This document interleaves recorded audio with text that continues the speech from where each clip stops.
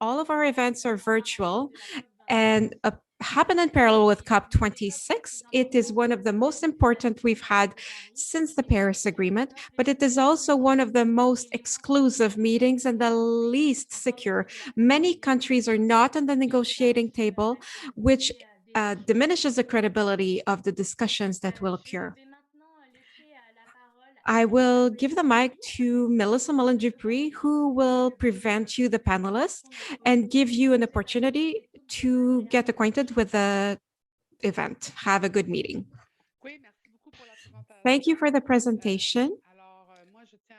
I want to recognize that I am on the land of the Abenaki. It was a non-ceded territory. And I want everyone who are scattered around the country to recognize and to think of the nations that are welcoming them on their land. Thanks for being here in virtual mode today. Donc, Remains. Alors, d'une génération à l'autre, l'urgence climatique from one generation to the other, climate emergency remains. This is the title of our panel today. I'm going to have the honor of facilitating this event. So first we have Severn Cullen Suzuki, who is an environmental activist and cultural activist. She is also an author and the executive director of the David Suzuki Foundation. So yes, you're right. It stays in the family. It is with her own merits that she has reached this role today. Of course, we have David Suzuki with us as well, who you know, journalist, geneticist, and co-founder of the David Suzuki Foundation in 1990. Personally, I want to say I'm glad to present the next person, Ellen Gabriel, who was the inspiration for me as a militant and an activist since I was a young teenager. Not only is she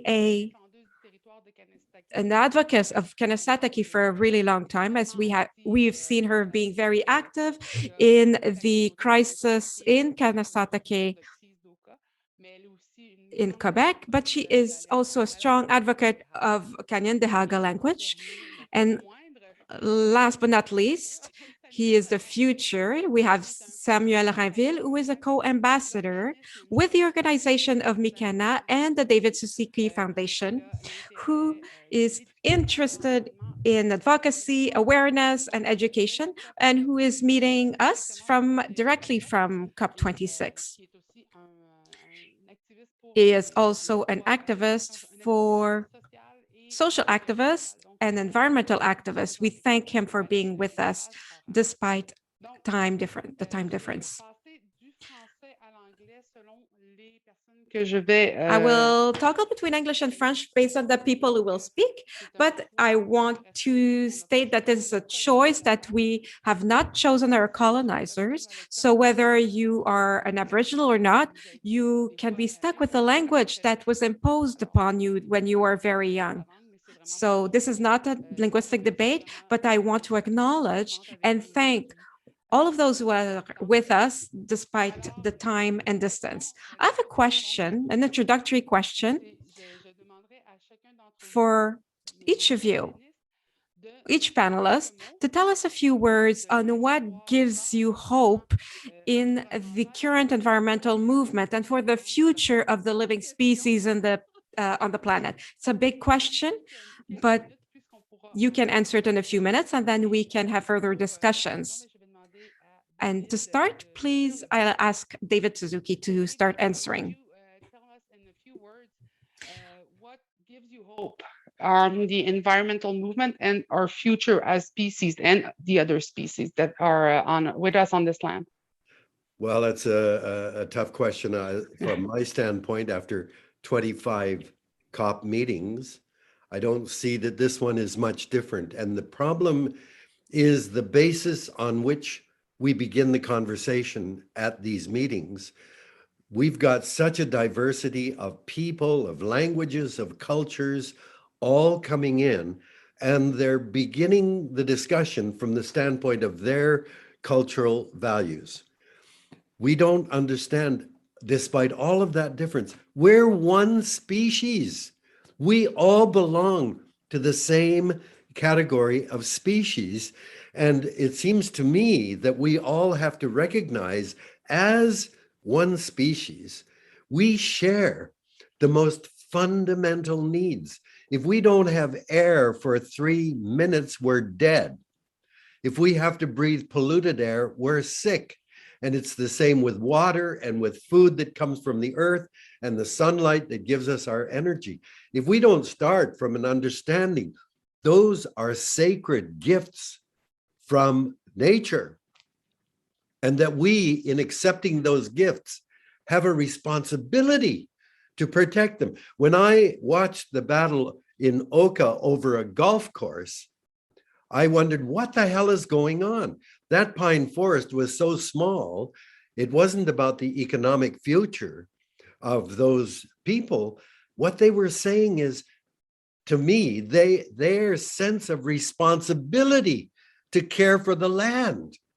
And that was the overriding drive in that battle that Ellen was such an important part of. And if we don't start from that understanding, then all of the other stuff is trying to find economic tools that will allow us to do this or that. And it's not focusing on, look, we're all one species and we all have the same basic needs and we have a responsibility. If we don't do that, I don't see the point. Well, thank you, David. So you Thank have you, both David. also are ready for the fight.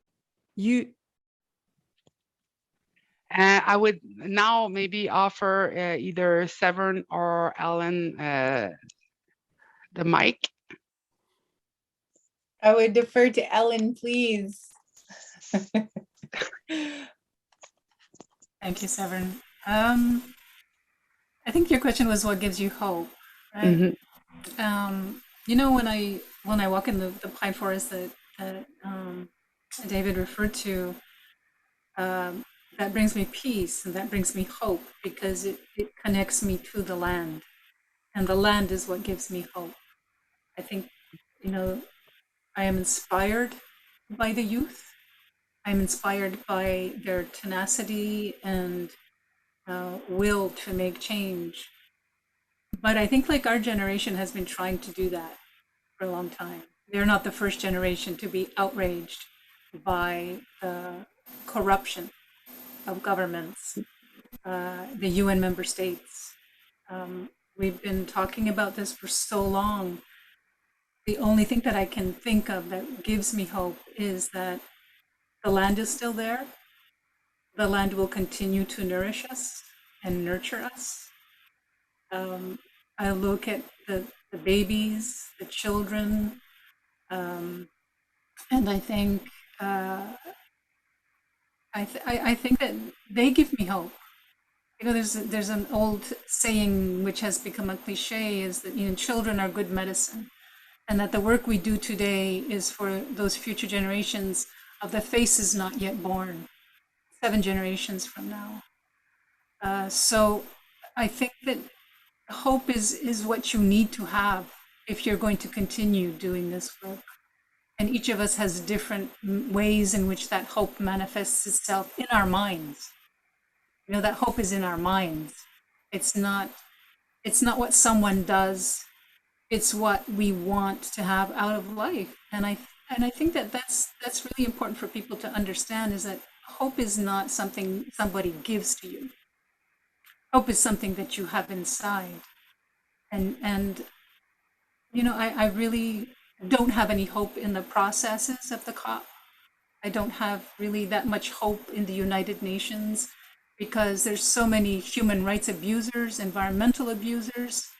I think for me, the inspiration is from the people who, like David, like the youth, like Severn, who worked on language revitalization.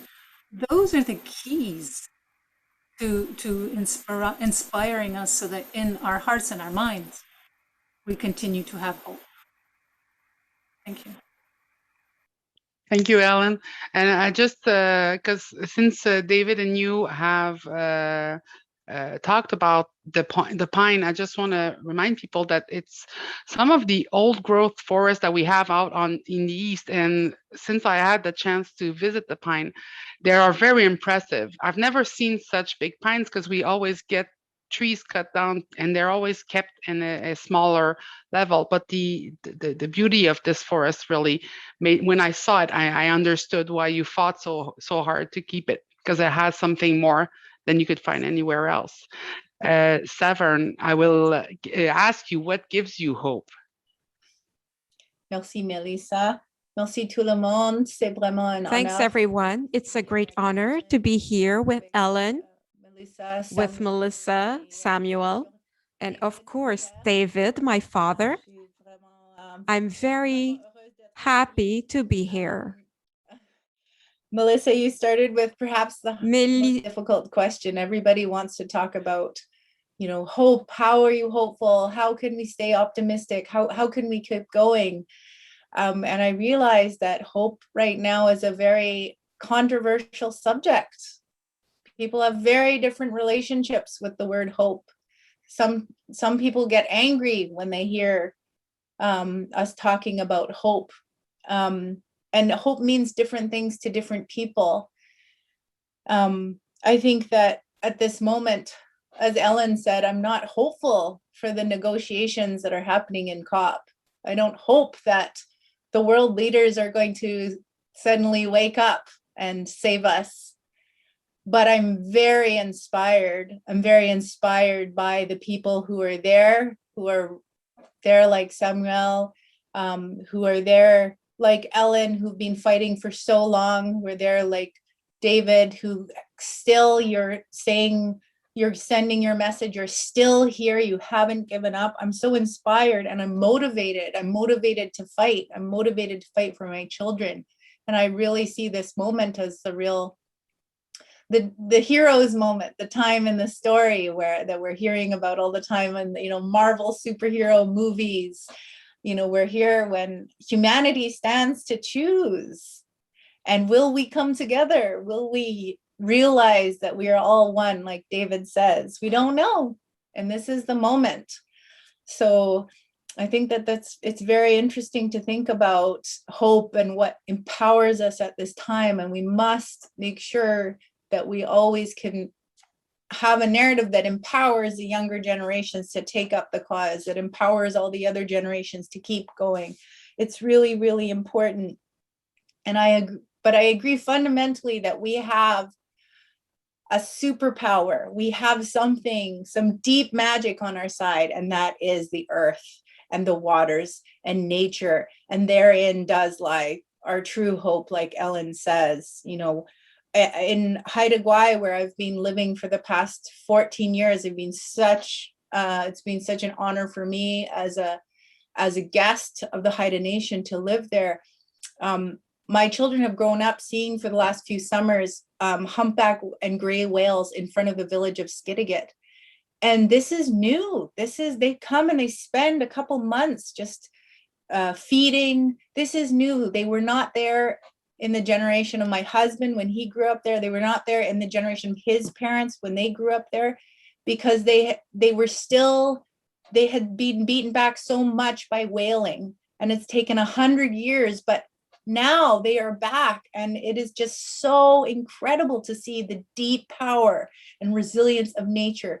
If we give nature a chance, a little opening, the power of resilience and regeneration is there. That is what we have on our side, and it is a source of true deep hope. Thank you, Severn. Maintenant, Samuel, maintenant que tu as entendu Now, Samuel, that you've heard the words of our panelists and their hope, it will be you who has the longest to talk.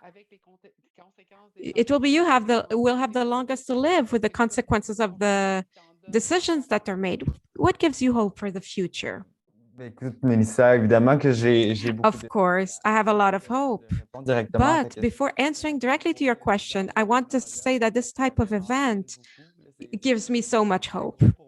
It's big for me to be with Severn David and also with you, Melissa, who was a model for me, but also with Ellen. peux vous dire à quel point que I je suis can't tell you how proud I am to be here with you from Glasgow in the Scottish nation. I have a thought before answering. For my territory, the Innu territory that was not ceded, I am very far from my land. Oui, de l'espoir, j'en ai. So hope, I have hope, yes. I have a lot of hope. I'm even glad that you're opening this conversation with this question. En fait, on a souvent le réflexe. We often have the instinct to fight on just climate justice and to end with hope, but it should be the opposite. Hope should be the first thing.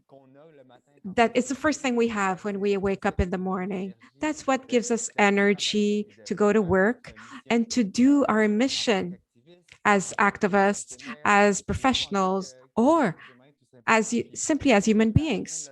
But at the end of the day, when we go to bed, based on the challenges we've had, it seems to me that at some days maybe we don't have hope, and that's fine.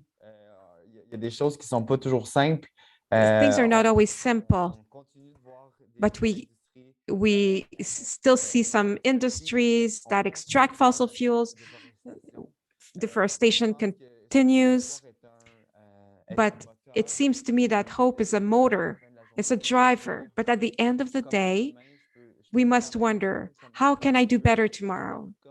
How can I start the cycle all over again and start anew on a new day as the sun rises, and to stay motivated? Here in Glasgow, Je suis comme en grande I have recherche. lots of hope. I feel so privileged. We've said this COP is quite exclusive. It comes with a little bit of guilt to have taken the airplane, to have flown here, and to be a young Aboriginal man. So it raises a lot of guilt and questions in me. I try to turn this into a feeling of responsibility and ask myself what I do to give access to my experience to others. I'm fortunate enough to see Aboriginal youth, Aboriginal leadership, their solutions-based approach. And it's this solution-based approach that is directed towards Aboriginal people that at the end of the day gives me hope. Samuel. The fact that we're in a panel with people who were active for so long on challenges that continue, that remain, and that we transfer towards the next generation, unfortunately, although we would have hoped that we would have had a solution. But now we're passing the baton to you. So right now in the COP, aside for the meetings, do you have the feeling that there is a sort of a transfer from the old guard from your community, for instance, in terms of transfer of knowledge that is required to go forward on the grounds of the climate transformations? Do you feel supported? Do you feel that the mission is passed from one generation to another? It's a broad question, but we're putting so much responsibility on your generation's shoulder. At the COP, I would say that I have a double identity first. I'm a Quebecer by my dad and Innu by my mother.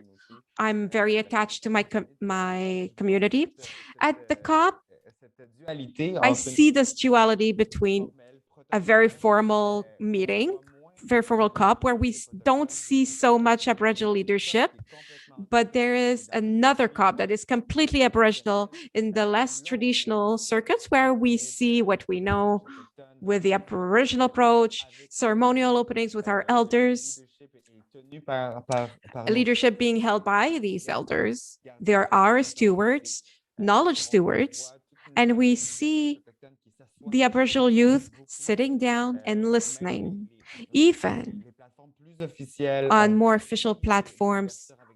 We see openings with a ceremonial aspect. For me, it's at the heart of one of the experience of the COP, this knowledge transfer, and I want to see a COP 27 where this Aboriginal leadership and approach would be highlighted everywhere on all platforms, Ben, je sens que c'est beaucoup So I feel that this big climate conference, I must admit, it's an economical meeting. It's economical trade conference. on se donne peu d'espace pour les There is very little discussions room for discussions on solutions-based approach, very little discussions on education, and very little space to highlight Aboriginal leadership. That's where I think we should aim for the next time. This is so inspiring for a question that I would like to ask to Ellen. Since he's speaking about Indigenous leadership, and we've seen, and I think that's one of the aspects that was really clear for me when I saw you in 1990 was this reemergence, or maybe more like a reappearance of a very old form of leadership, traditional leadership that is different from territory to territory. Do you feel that these forms of leadership are better suited right now for climate change issues that are going to touch communities, and not just Indigenous communities, but also non-Indigenous communities?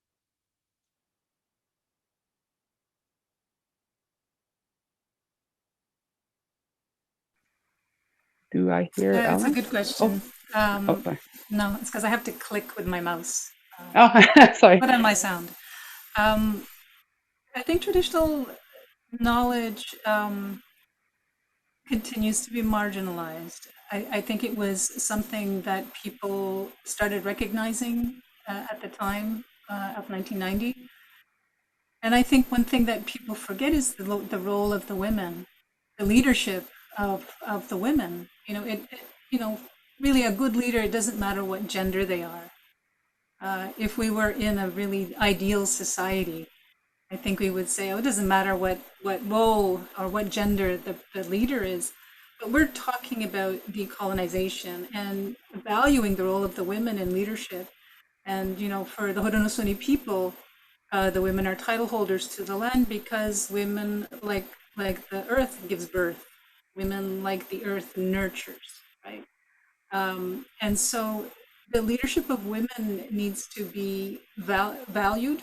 It needs to not be so marginalized. And I think I see that in the young Indigenous women leaders that are coming up, like Ariel Derange and Melina Lucan Massimo and yourself, and other women leaders.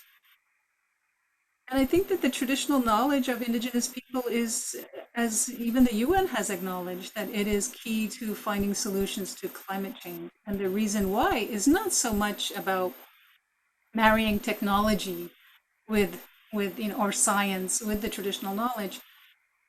Again, it goes back to something that is deeply embedded in Indigenous laws, which is your mind, your mind and your heart and how you think. And this is what I think is what is needed, and this is what we were talking about, is that you give respect to that which gives you life. Water gives us life. The earth gives us the food we eat. It allows the animals we eat to also be fed.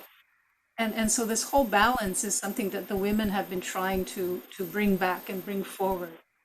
Not this elective kind of leadership where you don't have to have any knowledge about anything. Traditional knowledge and leadership brings that knowledge forward. And for us, when we do our meetings, before we start any discussions, we recite, we talk about, we call it Ohanta Kariwatek, what the word said before all else. And so you're talking about, we're giving thanks, and we greet Mother Earth, we greet the waters, we greet the fish, and everything that from the earth to the heavens, to the sky, to our elder brother, the sun. And so when you discuss things, you are also bringing in those voices of all those relations. It's not just a prayer to say and then push away. Everything that we are talking about, we are supposed to be advocating on behalf of the fish, on behalf of the deer, and etc. Right? You get the concept. And that to me is what Indigenous leadership is supposed to be about. And it includes all those things that we're talking about, and that I think the UN has tried to address, which is poverty, socioeconomic, cultural, and linguistic rights. These are what is in Indigenous knowledge. And I think that it took a fight where our lives were threatened to the point where we weren't sure if we were going to survive. It took that to wake people up. We are a species that thrives and only acts when we are in a crisis. That seems to be the timeline. If we really examine and have a good look at ourselves in the mirror, we're a species that works on crisis. Oh, someone's house burnt. Someone's, a whole town burnt down. Let's send some money their way so they can recover. There was an earthquake. Let's send them some money to recover. But we are not talking about the prevention. We're not talking about what I just said. So it really is. We really still have to push. We aren't there yet. And all this to say that we need to keep pushing. Thank you. Thank you, Ellen. And I love how all your your answers inspire me for the next question, because I want to go towards Severn. Ellen just really beautifully explained also the role of women as a more like in a perspective of equilibrium, are linked to Mother Earth, since from time immemorial, between women, there is a river that flows through the umbilical cord and a transmission of that river to the next generation of daughters. And I know that it is a big responsibility to give on the back of women, and it does include also men. I always say they're the little minnows in the river. But the fact is that there's a lot of that climate change activism that is supported by women, young women, mothers, grandmothers. And one of the key aspect of your I would say your life is that you've started very young advocating for the earth, for the land. How do you, I would say, how do you get involved so young and stay on that path, and not go crazy? Because like Ellen just said, it's like we're a crisis based people. That's true. We're like, there's a volcano, let's act. How do you manage to do that action in a crisis mode, but not without being always about that? It's how do you keep that equilibrium of life and crisis? Yes, well, I think it's a very good question. I was born at a very exciting time in terms of the environmental movement, and being a child during the 80s in British Columbia, there were so many big battles for the rainforest here on the West Coast, and my parents were very involved. The issues they were getting involved in were all Indigenous led. My parents were learning about what the environmental crisis was through the Indigenous peoples whose lands were at stake. And so as a little child, I mean, it was such a exciting thing to see. There was these terrible threats to nature, which I loved because we went camping and fishing, and any child naturally will learn to love nature. It's our natural instinct. It is our normal way of being if we have the opportunity. And for the first time now, children don't have that opportunity. So I grew up seeing, loving nature, and then seeing the crisis. I mean, you could drive up the highways of BC and see these huge burning slash piles, clear cut forests, and then these huge piles of waste that were just being burned. And I just remember seeing these huge billowing smoke clouds. But I was seeing action. I was seeing all these incredible people who were, fighting this and saying, no, it's not going to happen. And I was caught up in that. It inspired me so much. I had to be a part of it. And my parents never, sugarcoated anything or tried to protect me from what was really happening. And they were just we were a team. That was our whole family goal, is to to join with Indigenous peoples who are fighting for their land and to do what we could.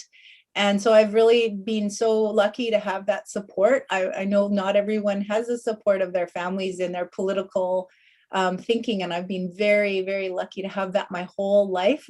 We all are working on the same goal. That's an amazing an amazing gift that I've been given. But I also, growing up, because of my parents' close relationships they developed with First Nations on the front lines, I developed so many amazing relationships with people who became my aunties, my uncles, my grandparents, my mothers, my fathers. I mean, I feel like I was saved by Indigenous teachers. And, you know, Indigenous peoples have been surviving the sixth mass extinction event since Columbus came, since colonization started here. And, you know, now the rest of us are waking up to an extinction event. Well, you know, for you, you're like, yeah, no kidding. Yes, we have a threat to our species. Yes, we're threatening our own existence. Yes, we know this. And Indigenous peoples know how to survive. And so I think that, you know, this is one of the things we really have to highlight. We have to really understand as you know, the world of Western thinkers, of peoples who've been, you know, with colonized minds, we have to realize that there are still humans who hold the thread for all of us, that thread of connection to the earth, that thread of understanding of the reciprocity and responsibility that we have. They're holding it for all of us. And so that's why Indigenous-led solutions have to be the way forward, because they still hold that line of connection. So I really have benefited from the teachings of, you know, those aunties and uncles and all of you. And I think, you know, probably saved me, because I'm dedicated to fighting for the earth. Well, thank you, Severin. Well, I'm gonna go ask your dad exactly something regarding what just said, is because David, you and Tara Cullis, you co-founded the David Suzuki Foundation in 1990, and it was an Indigenous Indigenous rights-based solution that you wanted to add. And that's one of the key aspect that really resonated for me when I started looking into working with the David Suzuki Foundation. Is like, what brought that? Because I do remember, like, in 1990, I was 12, and people hated our guts every time. Like they tried to cancel. That cancel culture started there. It's like they tried to cancel us because we were present, but on environmental levels and land protection. And every time we did raise our voice, there was a problem. And I was wondering, like, what clicked for you to put this in the foundation as a way of going forward? Because I could imagine, like, it being easier not to address Indigenous-led environmentalism, and it must have been something you had to promote, put forward, and really defend at that time. Well, that's again a great question. Long before we set up the foundation, we were already involved in battles over Indigenous territory. I mean, the beginnings of my environmental awareness really came from Rachel Carson's book in 1962 called Silent Spring. It was all about the unexpected effects of pesticides. Pesticides were hailed as this great innovation from science. You know, DDT kills insects, great.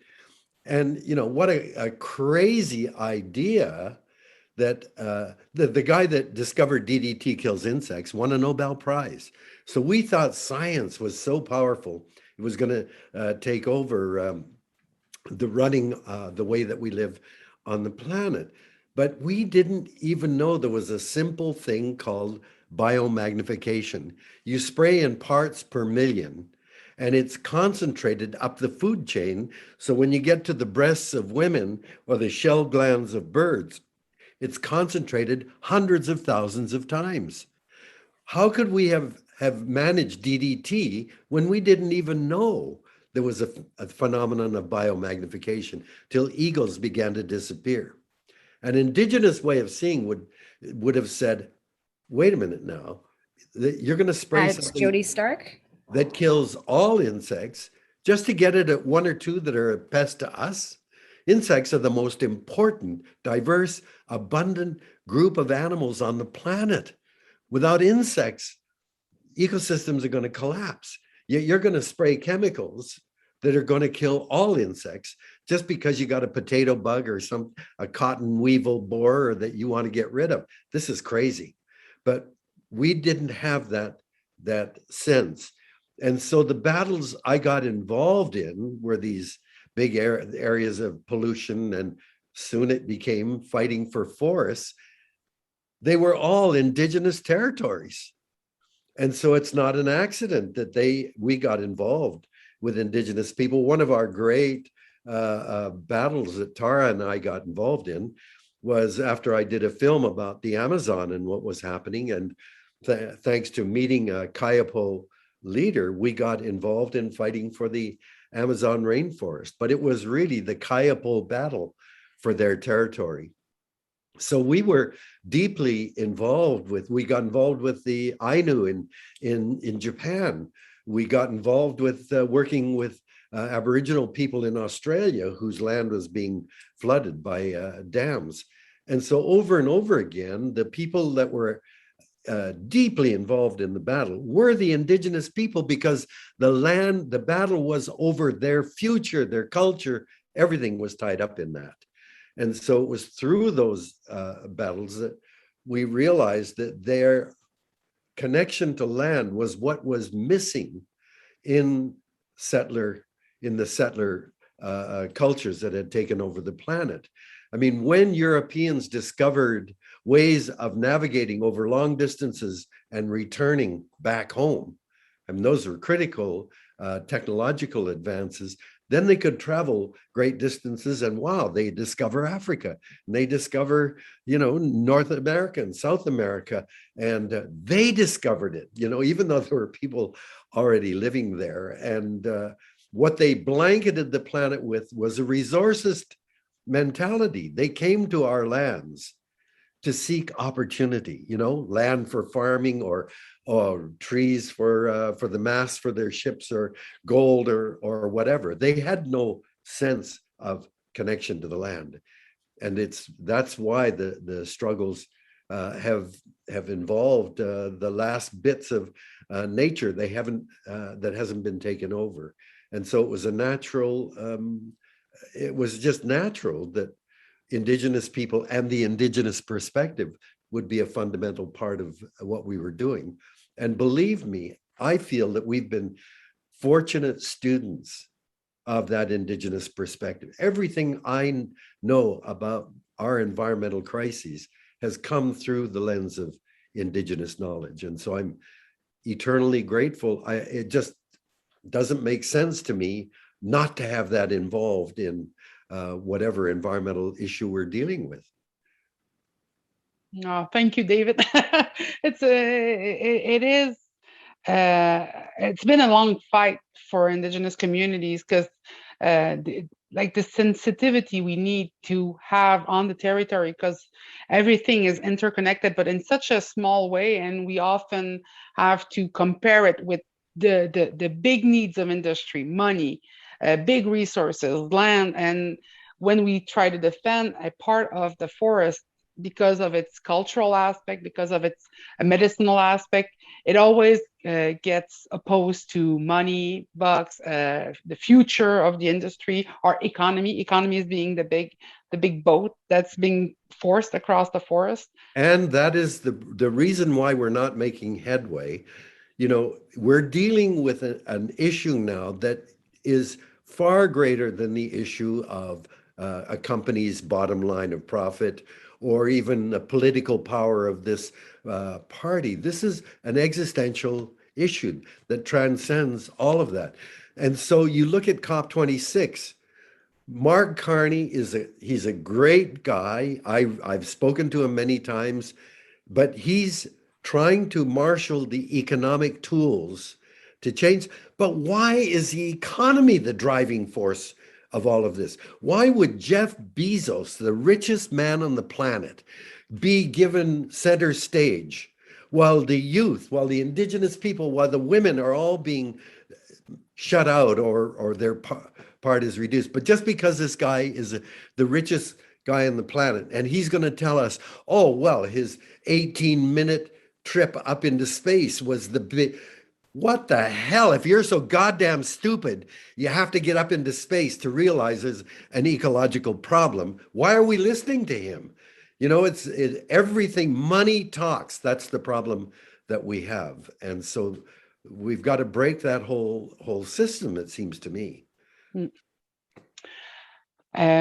Je vais passer à Samuel parce I'm going que to ask a question to Samuel. David brought up some aspects that made me think par rapport justement à on la lutte qu'il a témoigné pendant his des fight décennies autour des enjeux that he led for tens of years for Aboriginal issues, but also for the reality that today's youth,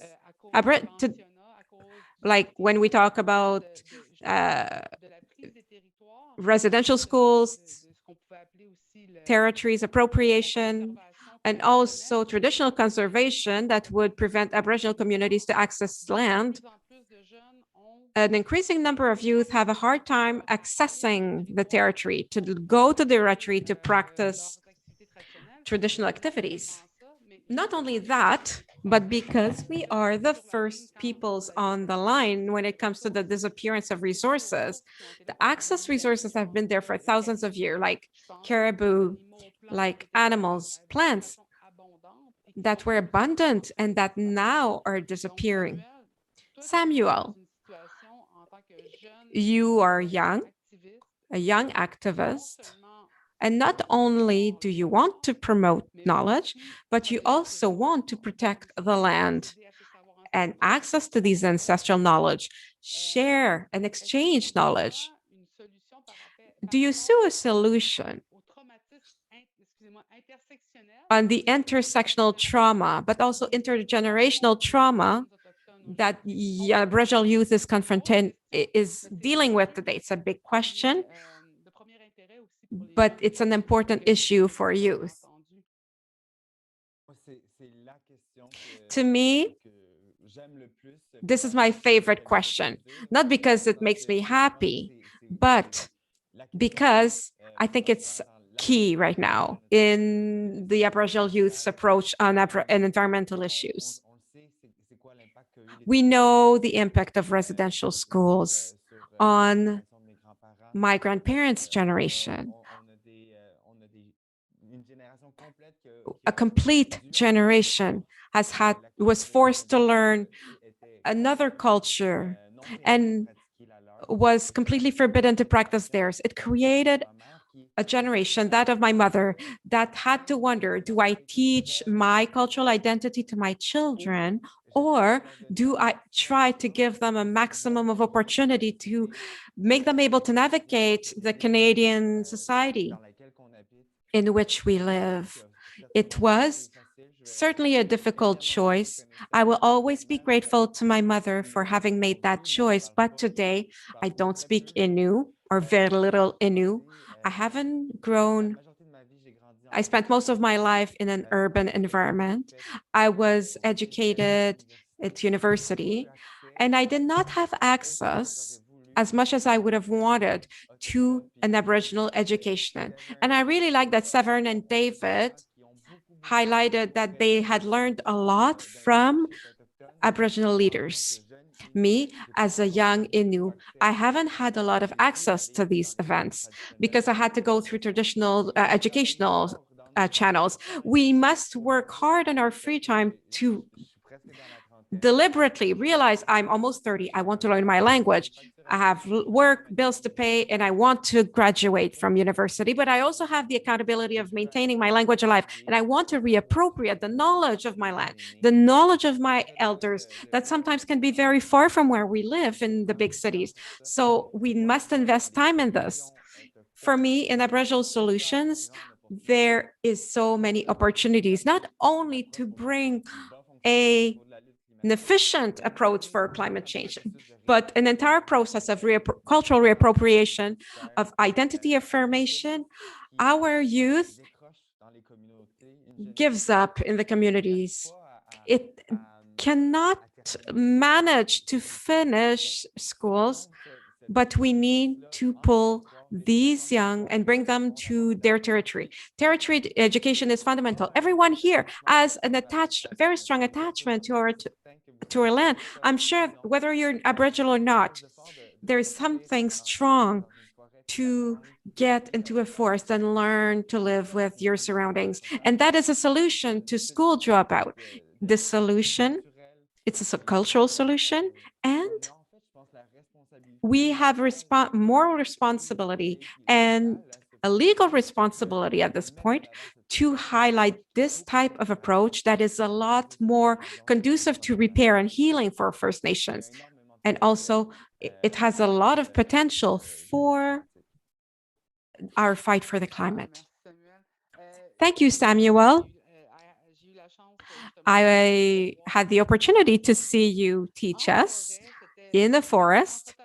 It was a completely different experience, not only because we were not in a shoebox, but also because it connected us to what we were trying to defend. It made us see the territory. You raised a very important aspect because I face the same issue, is the loss of language. It was languages were forced deliberately by Canadian government through residential schools and other schools. I'm going to push this question towards you because, as Samuel was saying, the loss of language that Samuel and me have had because of residential schools, then day school, and then on-reserve schools that has these programs that are often aimed towards, college, cégep, university that are in French or in English. One of the key aspects I've heard time and time over from young Indigenous activists is like, I want to learn my language. I want to learn my language. And some of the aspects I've heard from non-Indigenous people is like, why? It's like, you just do your stuff in English or in French. And I know that you are a very big defender of language. And I think that it's an aspect that is not often understood, that the importance of holding traditional language, it's also holding traditional ways of thinking and ways of knowing that you cannot translate in French and English. Is it something that I'm on the right path with this? Are you? Is it something that you've seen with your own language programs? Dos que no hota wasiro. Eso you can tunyo ohniut ne tutiyusa rune here ahotati na repeat na rautiwana. So it's true what you're saying, because it's something that I think that we need to understand. It's not the parents' fault. This is part of survival. This is part of what we had to do to survive. I spoke, Kanyagawa is my first language. My parents both spoke it. They were both Mohawk. And my father wanted us to speak English. We were speaking English at home because we were in English schools. And I think, like many parents, they wanted us to succeed because the reserve system and the way the Indian agent at the time was that if you didn't go to school, you didn't send your kids to school, they would be kidnapped by the RCMP and taken to Indian residential school. And so we had to learn those languages. We had to keep that colonial mentality. So a lot of parents did not teach their children. And so today we see that the majority of first language speakers are like 65 and older, and they're tired. And the youth keep saying, I want to speak my language, I want to speak my language, yet they do not take the opportunity when it is given to them. And so what you need to understand is that in spite of an Indigenous Languages Act being passed by Canada the last year or the year before, it's still in the control of the colonizer. The funds are still in control of the colonizer. We are still being colonized by policies, by laws that, if we don't have the resources to be able to say, we're going to fund a full language immersion for adults. And we're going to have all the curriculum, we're going to have the teachers, We're going to have the illustrators, the artists, and we're going to take you out on the land, and you're going to learn the medicines, you're going to learn the language of the land. That costs money. You know, electricity is not free. Your car is not free. Your food is not free. And yet people expect the elders to do it for nothing. So unless the youth start also pushing for the fact that, you know, cultural centers who are doing the language revitalization, that they be fully funded with an adult immersion component so that young parents can speak it to their children, we are going to have no more languages left by the end of this century. There are 3 languages that are expected to survive, and that's EU, Cree, Anishinaabe, and Inuktitut. And the rest, they'll just be recordings, or you'll have second language speakers. I mean, in the Mohawk communities, there's a big language revitalization effort. But don't blame the elders, because they had to survive. And we are still reeling. I mean, just because there's a residential school apology, just because there's an Indigenous Languages Act, doesn't mean that everything's in hunky-dory. No, we have like 0.0005% success in language revitalization. That means how much more do we need to get? Human resources are the most precious resource for this. The land is the most precious resource for this. Yet it takes money to do that, because it's part of our identity that has been attacked over and over and over again. And if there is going to be Indigenous-led solutions to climate change, it has to be done in our language. It has to be done with the language, understanding the language of the land. And you know, I'm glad that the youth are going to are inspired to learn their language, but you have to support the people who are actually teaching the language. They're there, they're waiting for you to go to see them. And it's not like, okay, how can we help you? I just told you how you can help us.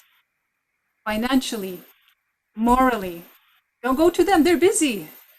It should not be taught in universities and cégeps. It should be done in your community where that language is spoken. We are so thin. Our resources for languages is so thin. And you know, everybody's grabbing at the money that should go to the speakers and the people who can actually teach you how to think in that language. When you hear a word, you can visualize it. You can see all the different components going into it. Ganyak Gahaga, the people of the Flint. Ganyak Geha, the language of the people of the Flint. Our mother, the earth. There's all kinds of things that are so complex, and they teach us about, you know, our relationship right to the molecular level, the spirit of that molecule, and how we can encourage it and nurture it. That's what people don't understand about our languages. It's more than just a communication or a form of expression. It contains within it the spirituality of the people of that land and how they understood it centuries ago. Thank you, Ellen. I often use the example of like how we're sometimes talking the same language, but it's not even talking from the same language. When I say my territory and somebody that's non-Indigenous says my territory, even the image in our head, as I have the chance to have had like Indigenous based people, like on the land based people that explain me in French, but even the word in French does not really encompass everything that's understood in the language. And often English and French are word-based languages, and Indigenous language are relation-based. So that when I say my territory, I have more an image of my mother, my brother, like how I name the territory as my relation to it. And other see forepost and a deed of propriety. And that's like something that you can bring with and exchange and sold. So it is important because it's part, it's language holds knowledge without having to explain it the same way. The lost in translation is a real concept No, I mean, between it. if I could just add, like in my language, Yes. 80% of it is verbs, which means it's action oriented. So imagine if we had colonized the Europeans who came here and you spoke our language. And we weren't speaking French or English, we were speaking indigenous languages. It would be a language of action, as opposed to a language with so much vagueness and lawyering up in declarations and agreements. Maybe we wouldn't be in this situation. I don't know. I'm just being optimistic here. Yeah. So Ellen wanted to colonize the colonizer. Oh, sorry, David. If I could just jump in here and take my senior privilege. Miles Richardson, one of the great Haida leaders and my best friend, tells me a story that way back in the 1990s, I think, he went to a conference in Colorado with Sev's mother-in-law of Indigenous leaders from North America. And Miles was moaning about the imminent loss of the Haida language and how people like him were not learning the language and so on. And this elder from an American group said, "Hey, boy, come over here." And he said, the language is still there. It's still there in the land. You just have to go back and find it. And I think about that because the language and the land are inseparable. And we've come to this amazing place in Canada now where you can't go to a meeting of any kind anywhere in the country without first having a land acknowledgement. We acknowledge, I am speaking to you from the unceded traditional territory of the Coast Salish people. And so if there is that need for the language and the culture, we've got all of this land. It seems to me the obvious thing, if we acknowledge that this is unceded territory, give it back.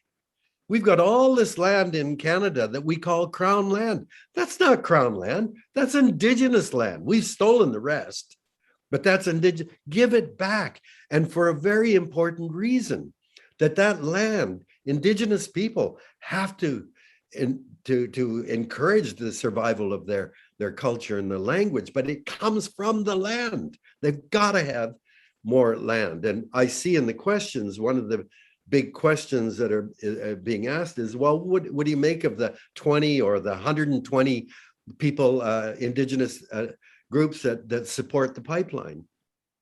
And this is, what do you expect after 150 years or whatever it is of colonization and the cultural genocide that's been going on for 150 years? Like, what do you expect?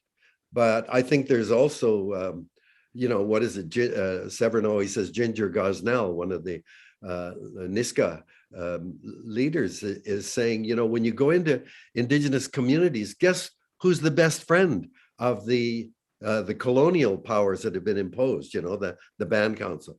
They're the forest companies. They're the mining companies. Oh, yeah, we've got economic opportunities to offer you, just go ahead and give us permission. So we've got to give back the land. And many of the communities have been starving for so long that they'll take crumbs offered by their best friends, the forest companies, the mining, the pipeline builders, and all of that. What do you expect?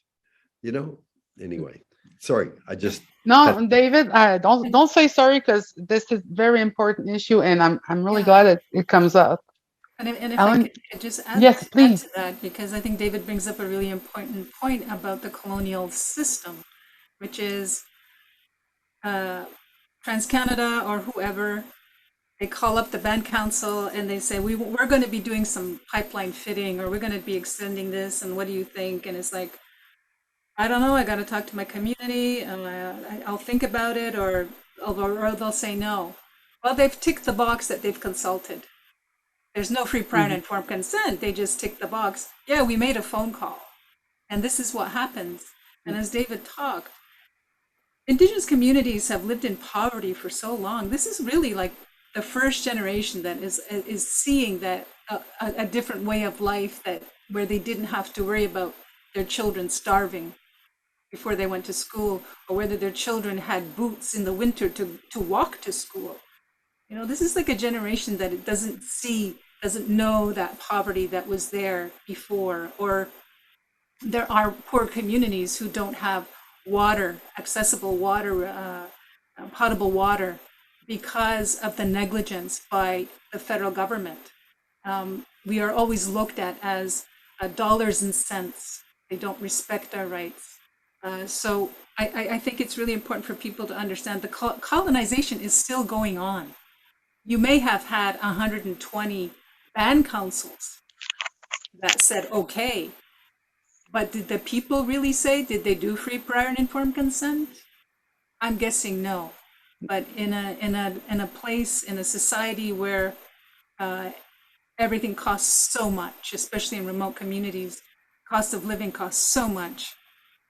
And I've had a chief tell me, I've had to say yes to certain development because my community is starving. There is no economic development. And these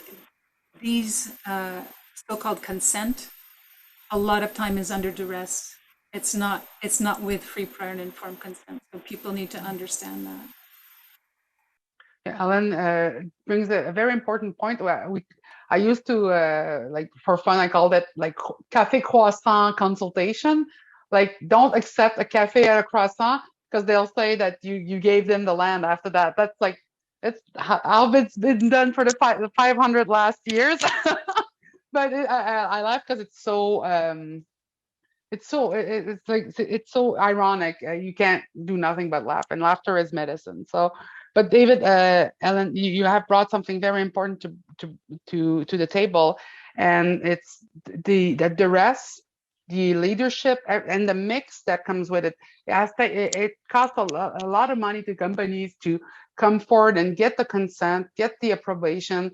It is based on like poverty for generations, and people are tired of being poor, tired of not having proper housing, schools. So they will accept some projects, but that's been like the motivation behind the Indian Act, behind residential schools. And there's been a lot of power put on communities to accept these projects. But there's an aspect also that's important. I want to bring the question for Severn, is that on the other balance, there's also a greater and greater acceptance of Indigenous ways of doing, Indigenous ways of knowing. The IPBES report that came out from the UN on the 1 million species that was about to disappear in 2019, it got out, but because of COVID, it kind of disappeared in the news. But inside that report that was made by many scientists, one aspect was saying that protected areas that were held by Indigenous communities were far from everywhere else the healthiest in the world. Yeah. So more and more of the science community, of the political community, of many other non-Indigenous communities are turning their head towards Indigenous knowledge, Indigenous approach. And I'm turning to you, Severn, because you're non-Indigenous, but you have Indigenous children. And so that relation between Indigenous knowledge and organizational life, not political or not individual, but really organizational life, is starting to bloom, and it's starting to come forward and not being so much opposed as it was a couple decades ago, even a couple of years ago. Mm-hmm.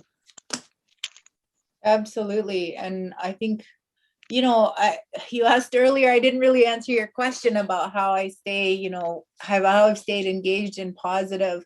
Are you good at give a good piece? With the 26th COP that Samuel is at right now, it's exhausting. A 26th COP. I mean, I was at Rio conference in 1992 and the Kyoto conference in 1997, and and we're still hoping that with the same paradigm, we're going to solve this problem. Well, a generation later, we're still at it. And I think that we do have, though, something really special that's happening right now. As you say, Melissa, I think we're at the cusp of a new understanding of things, and it's because of climate change is here. So everyone's, into different degrees, of course, around the world, and depending on what wealth we hold to buffer us. But climate change is knocking at our door. Even in British Columbia, this summer we had a heat dome event. I never heard of that before, but now we all know about heat dome, and 600 British Columbians passed away because of extreme heat. Most of those were elders. And so, that's in Canada, that's in a wealthy country. That's, those are not people who are usually ignored. That's happening in the north now. So now we have, it's more extreme. It's here. We know that. And I think, are coming to realize that there's a crisis in our human way of being, this mainstream colonial construct that it dominates the whole planet. And we're heading towards our own extinction. And now you have the prophecies of Indigenous leaders around the world, and you have the predictions of scientists, leaders around the world, and they are completely merging. They're saying exactly the same thing.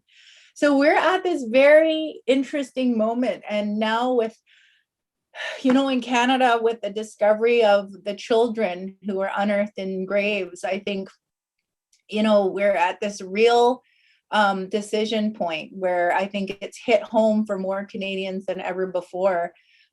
Just this spiritual crisis where we're at and what is truly at stake. And I think, this question, this moment is, there's a lot of potential here. We have to take this moment to truly transform. And the other piece is COVID. With COVID, we did transform as a society. If you'd asked me 2 years ago whether society would come together, if you told me that society would come together, if we would all change our lives profoundly, if politicians would reach across party lines and spend billions very quickly to deal with an existential crisis, I would have said, no way, that's not going to happen. And we just saw it happen. We just saw around the whole world an actual crisis response, an actual emergency response. So now we know that we can do it. Our governments can do it. It is totally possible. And I think these two things, this new awareness we're coming into, the history and the power and potential of Indigenous ways of thinking, as an opportunity for, us all to have a path forward, as well as now we know humanity can respond, we can do it. These are huge. This makes it a moment where we actually could transform. And I just wanted to say, to the other point, Ellen brought up the fact, that Indigenous communities are still struggling with so much poverty, imposed poverty. And I also want to say genocide. That history, it's not history. It's still very much with us. And myself as a settler, I moved to on reserve and lived with my Haida family, and raising my kids. I'm very confident. I've never experienced the threat of having my children taken away or felt that there was any risk. And so my children were growing up, and they were, the first summer, a few summers ago, they decided to stop wearing shoes in the summer because it was, why bother wearing shoes? And I thought that was great. And I just let them, and they went to their grandparents' house, and the grandmother was very scared, and she said, "Oh, put on your shoes because they might take you."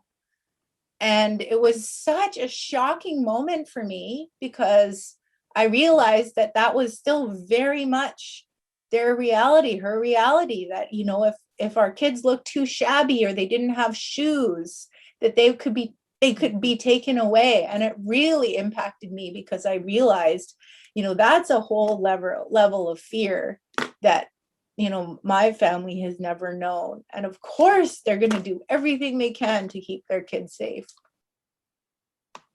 Yeah, I can totally understand that, because it's an aspect that's, like, for my generation, is a reality. When I gave birth, when my children are too many times sick, I'm always scared it's gonna raise a flag with Child Protective Service, or that, like, is my mom getting the right services in not church but the hospitals.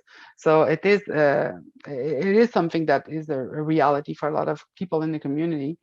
And you brought something towards the not climate change, but the COVID response. And I'm going to go towards that idea for the two last questions I'm going to ask, and I'm going to co-ask the questions, because you're talking about reactions to crisis, but I think there's also a need to a reaction to unbalance that exists in our life. So I want to ask David and Samuel together, because I want to talk about this generational unbalance that exists on the treatment towards our elders and our needs towards our elders, and the support we give to our youth, and also the responsibility we're putting on their shoulder. I think I want to ask David and Samuel, do you have something that in your mind could help that, like, cure this unbalance that exists in our societies at many levels between our generations, like the elders and the youth? Do you have any suggestion? Do you want to go first, Samuel? Oui, merci. Yes, Puis, en thank fait, you.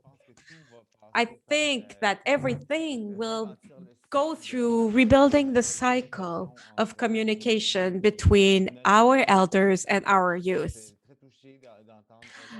I was very touched by hearing Ellen. Our elders are tired of educating, of doing knowledge transfer. It takes energy. I completely agree. We need to find a way right away to facilitate this connection, that it happens on the land, whether it happens on the land or from the first years of life. I hope to be able to raise my children in my Innu territory, in my Epicent community, and to have people from all generations and elders and all other people in their territory. It's the basis of the survival for so many things, not only our cultural identity, our languages. It is also what will trigger or launch the next generation of youth to become involved. No, he's wondering if sound was lost. Ok, c'est beau, je suis revenue, excusez-moi. Des fois, je me dis, c'est si, ça. Okay. Mais, Samuel, j'ai peut-être manqué le reste, mais tu étais dans la réponse que j'entends. You were talking about reconnect and help elders and reconnect youth with other generations for solution and knowledge transfer. Yeah, and for me, that's the most important thing I got from my education. All these moments I cherish of sitting and listening to the past generations and to reflect on the message and on everything that they have experienced in the past. For me, this is not only rich, but also it comes with a lot of humility to say, yes, I feel the climate urgency. I feel we must go down on the street, but for generations, my ancestors have known it. They have known how to do things. So we need to fill the gap of knowledge transfer and support and facilitate this type of learning. We need money. We need funding programs for education. This needs to be integrated within the primary and secondary school curriculum. Thank you, Samuel. Would you have a suggestion to something that could help us maybe like cure that gap that exists, not only like in health issues, because we've seen some of the first effect is the elders being left behind, but also how it disengaged the older generation from the problem that the youth are going to face. I don't know. I imagine you have had some inspiration, around this issue.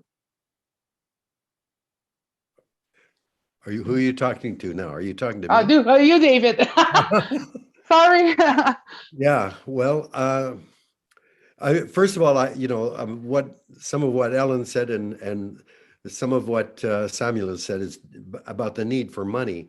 And I really strongly believe that we have to give back every bit of land to the Indigenous people of that land to care for it. But also, since the vast bulk of it has been taken over, and yet even in Vancouver or Halifax or wherever, we begin by acknowledging this is traditional territory, then what the hell would pay the rent? If we can't remove the cities and give back the land, pay rent for God's sake, you're on traditional territory. And then I think a lot of the issues about begging for crumbs will disappear, and we'll begin to see the exertion of indigenous sovereignty over those territories. I think right now, at this moment, we have an incredible opportunity. When I was involved in the peace movement back in the 60s, 1960s, one of the powerful groups in that movement were retired admirals and generals against nuclear war. So these were people who had gone through the system saying, we need nuclear deterrence, we have to match the Russians and all of this stuff. But the minute they retired, they could tell the truth. They could say, this is crazy. It doesn't make you safer. This is even more dangerous. So you see that we are all locked into what we do and say by the systems, whether it's political, economic, or even legal. We're locked in by the rules. When you're retired, then you are like children. The power of Greta's speech and all of the young people that have come behind her is that they have the innocence of not committing to the status quo. They're still there learning about what the hell is going on, and they can see the world with such clarity because they're not blinded by the conditions imposed by economics, politics, or the law. Greta, that message is so powerful because it's a simple, naked truth. And elders who've gone through the system, and I remember a man named Adam Zimmerman, who was the CEO of Noranda Forests, of Macmillan Bloedel, and I debated with him. He pounded the hell out of me. He was very powerful and pounded me, and a lot of the stuff he was pounding me with was wrong. There's a nice story there. Greenpeace once had a debate called Woodshock in Toronto, and I debated with Adam Zimmerman, and he beat me up I didn't realize the numbers he used were just wrong, but he had all these numbers and he beat me off, and I slunk off the stage kind of feeling completely destroyed. And this woman came up to me and said, don't look down like that. You were right. You go and you keep fighting him. And it made me feel so great. And when I said to someone, who's that? And it was Adam Zimmerman's wife. And but my story, though, is that when Adam retired from Noranda Forest, he became a major donor of the David Suzuki Foundation. And it's so once you're relieved of all of the obligations, and you can now speak the truth, and elders have experience. So they are an incredible, I hate to use the word, resource. They are an opportunity. And if elders free now from all of those shackles of status quo, if they will join with youth to provide to the leadership. Youth will go up and they'll provide their physical presence, but elders provide the experience and the knowledge that comes from experience to tell the truth. I think that's a very powerful opportunity at this moment. Well, David, it's a truth. I remember when we started doing Idle No More dances and walks, people were really surprised because we had elders there that were like far in their 80s, and people were asking, oh, the elders they're coming out. I said, well, they've always been out. They're out for our backs. And they're protecting us, like being there for us is like like it's a seal of approval, and they're gonna mess police up if they mess with their children. And that's often a disconnect that I've seen in mobilization with non-Indigenous issues, where there's a big divide between generations. And I'm going to turn over to Severn and Ellen for the last question. That is also a combined question, because the imbalance between youth and elder is one of the imbalance of the medicine that exists. And the other imbalance that I've seen that's very prominent right now is also the unbalance of gender, and whatever gender construct we've seen with Eurocentric gender, the concept of women, men, that excludes sometimes often two-spirited people, and the diversity that exists in gender and the roles inside of those gender that have been traditionally held, not imposed, but held as a responsibility, rather that like go make me a sandwich. I am sorry to express that, but it's like that idea that women belongs there and men have more power.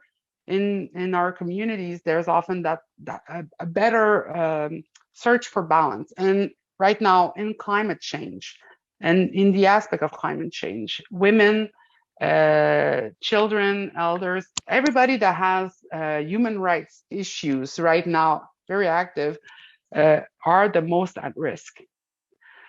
So I'm giving you the big mission. I asked David and Samuel about elders and youth. I'm asking you, what would be for you a solution, in piste, sorry, I'm looking for the word, but a trail to use for curing this unbalance between gender, between the dual role, but it is not only dual in our spirit. Sorry, I'm trying to explain a concept from Indigenous knowledge while asking a question. It's very hard, but I will pass you the mic.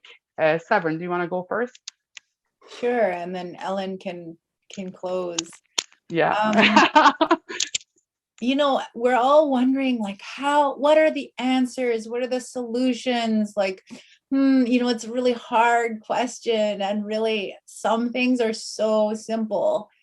You know, as a biologist, you know, you learn about evolution and the story of life over 4.5 billion years. And the main key to survival is, the main strategy is diversity. And you know, it's not only on a species level, like having many different species, but also, you know, culturally, you know, to have the more different strategies, different you know, food sources, different niches that you can occupy, that you can use, then you're more resilient towards, you know, unseen catastrophes, climate events, wars, you know, animals eating your population. You know, you're more secure if you have many different strategies for survival. And we are doing the opposite. We've been shutting down diversity on every level. Biologically, we're, you know, crushing diversity in terms of species numbers, but also we're, you know, shutting down our cultural diversity as we all move to urban cities to try to participate in this globalized colonial urban economy. We're shutting down languages. We lose 2 languages, a language every 2 weeks somewhere on Earth. We're just all participating in one monolithic culture and idea and way of being. And it's making us so vulnerable to the coming shocks that are already starting with climate change and all of the other things we humans do to ourselves. So, you know, one kind of absolute solution is diversity. And bringing more diversity into everything that we do is absolutely key. And, you know, so having more different voices representing. And I remember when I was 12 and I was at the Earth Summit in 1992, And we were, these summits are huge. Like I'm sure at the COP, there are many different parts. You have the plenary sessions for the UN, where all of the, mostly like old men, white men are gathered. You have the other events that civil society and the different groups are. And I remember being at the Earth Parliament, and it was where all the elders, all the children, all the indigenous people were, basically all in a big kind of area. And it's like, here's the diversity, here are the answers, here are the solution, here are the people that need to be the ones that are forming the decisions and charting a course forward. I mean, it just seemed like the opposite way of getting at it. So diversity and then balance, that in itself, I think, is another offering that, is so integral to Indigenous cultures, of this search for balance, that you can't have just endless economic growth without the reciprocity, the responsibility. And it strikes me that the problem with privilege today, because there's always been privilege in human history, but the problem with privilege is that it doesn't have the responsibility that privilege should always come with. If you have a position of wealth, well, then you have to have an equal responsibility to the earth and to protect your people. I mean, so that lack of balance. So those two things that you just raised, like how can we find more balance? We need to insist for balance as a principle for any kind of finding solution, and diversity, that those are the basis of any solutions going forward. Thank you, Severn. You you made my brain bubble. Ellen, I will ask for you now to close with the answer. Do you have any suggestion to bring forth balance between our genders, our identities, our diversity? I don't know if I have any solutions. I will give you an example because I know my culture. So I talked earlier about the words said before all else, where we're bringing all of our relations into the discussion. It's not just human beings whose lives are at stake if we don't address this problem profoundly. It is everything that we've talked about, in biodiversity, the waters, all those relations that we have a relationship. We have had an existing relationship for centuries. And those ancestral teachings give us what our role is in those relationships. And I remember a male elder actually said this. And he said, men think about today, whereas women think about the future, because they're thinking about their children and their grandchildren. And it is a responsibility of women with the Longhouse people, the Haudenosaunee people, in that we are, as a gender, given that responsibility and obligation to make sure that the land is going to be usable for future generations. That's our responsibility. And we have tried to raise our voices, but we're living within these colonial constructs. So let's push that aside, because as I see from all the questions, all the teachings that we've been trying to give people, at least for the last 30 years that I've been active, it goes in and out. It's like a fad. It's like, what's the buzzword for today, right? We've talked about the Royal Commission on Aboriginal People. We have all these commissions that talk about the perspective and the realities of Indigenous people.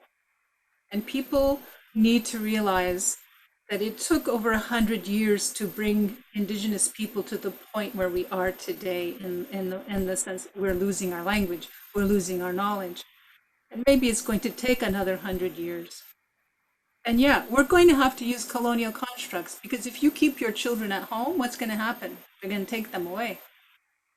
So we need to put this into education, but we also need to make it part of our daily life, and understanding that the world is female. She's not cisgender, she's not transgender, she is female.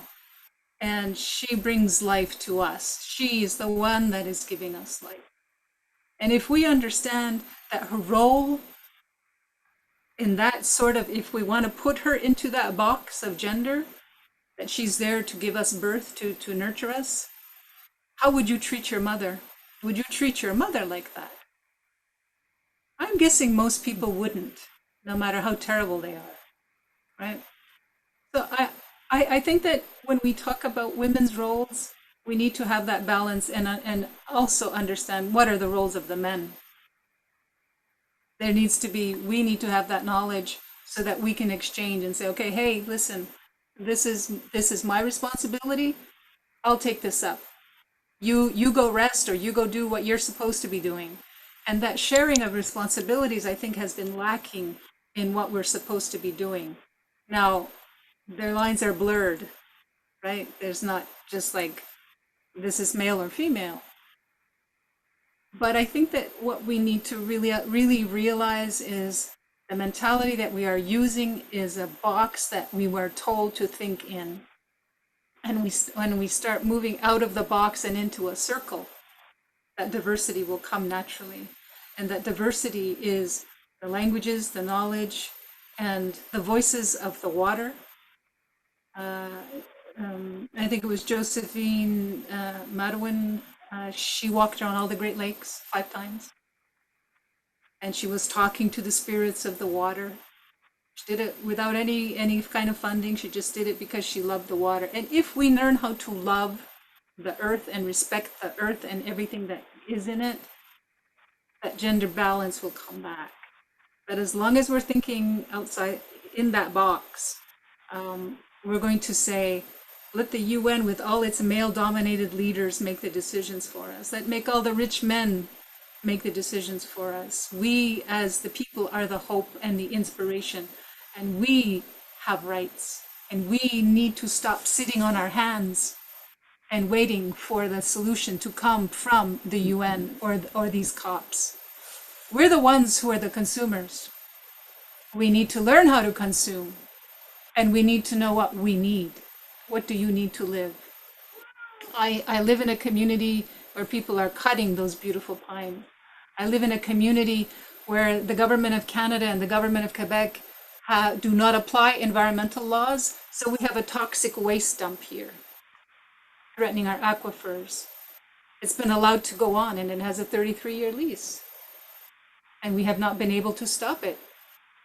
So I think that we should just decide for ourselves.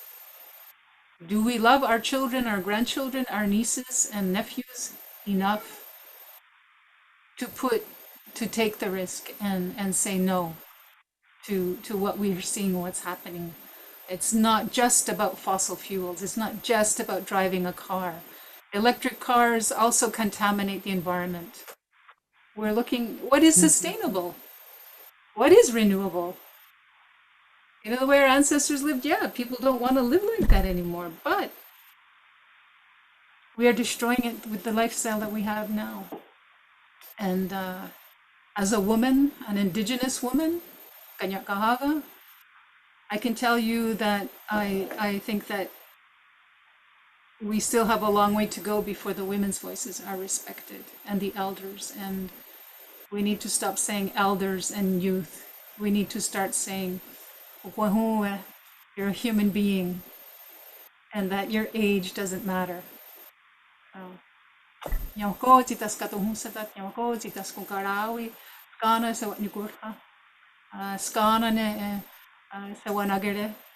Awego aska atito we nuni ni kwani gura di inquate nyata di inquaya tanu stadu ya te nistan hutsa inquet su atanu agwego te tawanere. So I want to thank you for allowing me this opportunity.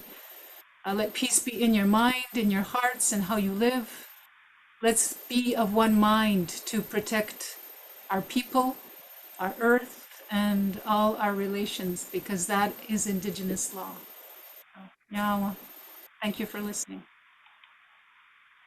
Oh, thank you so much, Ellen, for closing in such a dignified way this conversation. I want to say Chinishkumitnal to you, Severin, David, Alan, Samuel, for as an individual giving me this afternoon where I leave with so much in my mind and my heart I feel I'm more energized than when I started the conversation. And I think I can talk for the people in the chat that are following us, that I think they are leaving with the same gift in their heart and in their mind. And I think it's a very rare opportunity to have such a high level of panel to come together and give us the gifts of the exchange we just had today. So, Chinishku maintenant, and please don't forget what you are giving to others. And I hope that you will receive the same love that you've been giving for so many years to the earth and to your community. Oh, so I'm like, I don't want this to end, but we have to close the conversation. I invite you to go see the beautiful comments that have been left in the chat by a lot of people, and I will pass the mic back to Gaia and the team so they can give you information about the follow-ups for being able to share or to see again this panel. Thank you very much for everything. It was wonderful to have this discussion with you, and we will we'll post the video on YouTube in English and in French.